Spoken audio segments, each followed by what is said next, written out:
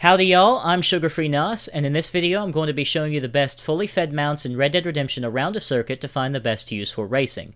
If a mount isn't on this list, it's either too slow or can't be stored in your personal outfitter.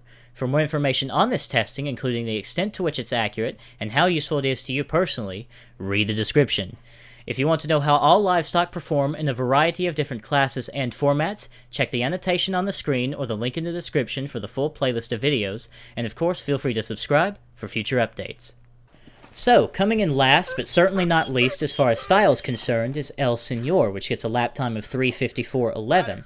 Now, a fun fact about El Señor, it's one of the only mounts in the game affected by a modifier called downforce. Now, downforce differs from the flat traction bonus you get from saddles, in that it is directly affected by the size of your hat or sombrero. So the bigger your hat, the more speed you'll be able to carry through the corners with this mount.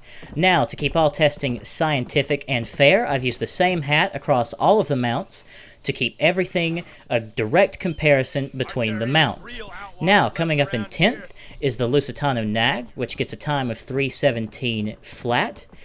Now, for all of the mounts in the game, I took it around this circuit 5 times, and then took the best time that I achieved from those 5 laps. But with the Lusitano, I could only get it around 1 full lap because it happened to starve to death in the middle of the second lap, and I was unable to do any further testing. So, coming up in 9th is one of the first legendary mounts you unlocked, which is Bonzo, which gets a lap time of 2:34.07, and you unlock this mount by reaching max rank, which is 50 in Red Dead Redemption's Online, and then going into legendary mode, which is a lot like prestiging in Call of Duty. So it resets your rank, takes away your weapons, and you start over. So this is the first mount you unlock at rank 50, and then up next you'll see the one you unlock after you go into Legendary one time, which is the Buffalo, which gets a lap time of 2:34.07. Now, with all of these special mounts you're going to see here, which is Bonzo, Buffalo, and up next the Albino Buffalo, they all are affected by a variable called off-road traction loss. Now, off-road traction loss is a variable that determines how much speed the mount loses when it moves off of the road and onto off-road terrain. So, in theory, these mounts are going to be faster than your typical horse mounts when you go off the road. But they have an overall slower speed compared to most of the horses, which brings them towards some sort of balance. So you've just seen the Albino Buffalo there with a 2:30.18, and now we have the Super Bull up in 6th position with a 2:24.24. This is by far my favorite mount in the game, and I cannot contain my love for this mount. It is really good. The length of the horns, it really helps me, compensate with some shortcomings in my own life, and it's by far my favorite mount.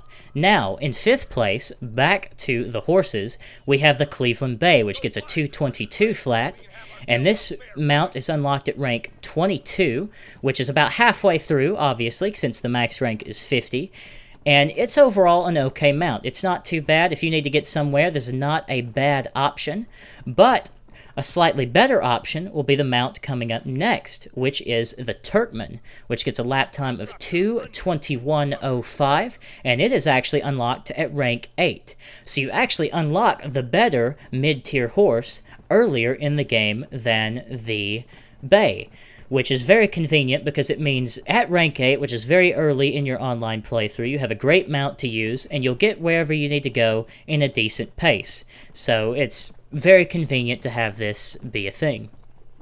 Now, we're moving on to the podium. We're moving on to the big dogs now. We're moving on to the best mounts in the game. And in 3rd place, bringing home the bronze, is none other than the Zebra Donkey. The Zebra Donkey is unlocked at max rank in the game, which is level 50, 5th legend, and it gets a lap time of 2:17.160.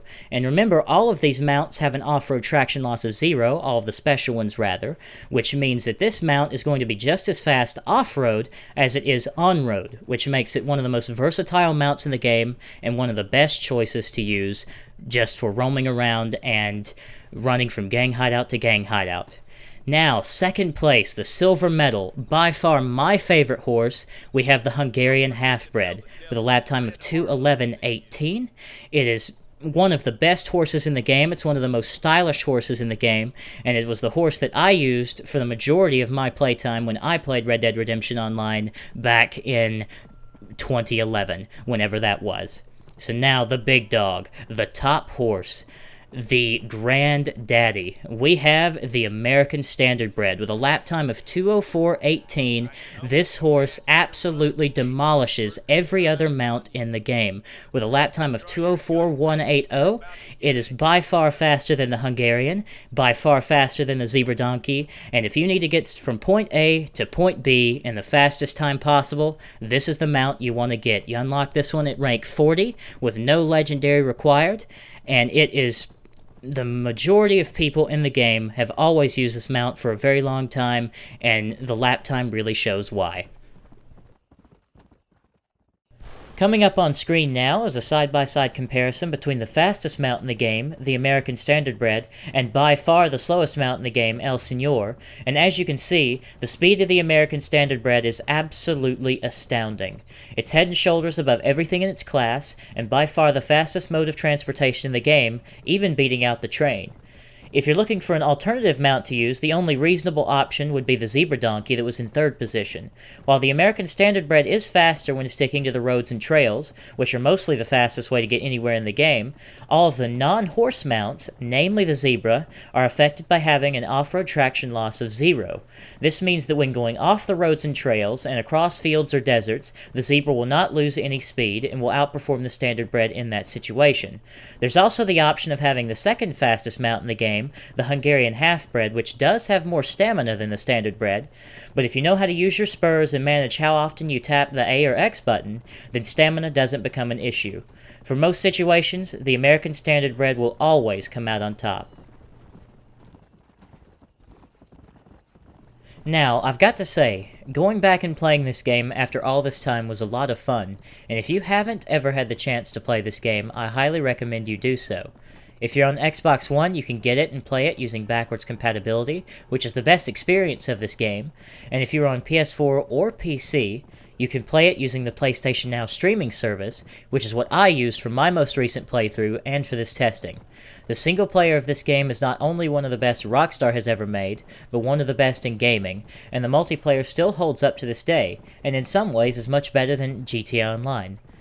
After 100%ing this game 3 times now, and spending over 80 days in its multiplayer back on 360, the game will always have a special place in my heart as my favorite game of all time. Being such a fan of Bruff's work, and going back and doing a playthrough of Red Dead again is what gave me the inspiration to make this video, and I've got to be honest, doing so has given me a much deeper appreciation for the work that he does. Not only do you have to unlock all of the items in-game, which requires a lot of work in itself, each mount or car in Bruff's case has to be taken around the same circuit multiple times, which, trust me, is far from fun. He then has to do this for each car in the game, which at this point is way more than the 11 I got off easy with here. Then you have to actually compile it into a video, make sure it's a quality production, and then you have to commentate over it, which is just as challenging as the rest of the job. Filling this much time by simply talking and having your thoughts all work together was certainly the biggest challenge of this project for me. The hours of testing that go into each class he tests in GTA Online, the hours of video editing required to make everything flow correctly, and the multiple takes of audio are really a lot more work than I thought. The fact that he puts videos out of this style constantly is really a testament to the love he has for his channel and his fans, and how much work and effort he puts into making such great content. Between his quality videos, great streams, and complete lack of scummy practices that other content creators on YouTube employ for a quick buck, he deserves everything he has and more.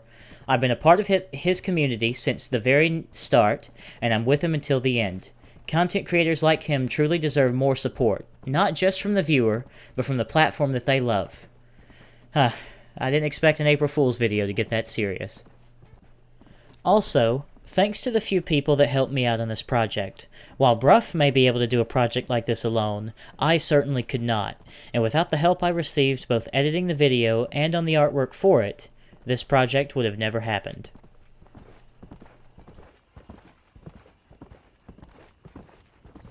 So, that's about it. Be sure to read the description for all the info that you need, comment with your thoughts, like the video if you enjoyed it or found it helpful, and obviously subscribe for more videos like this.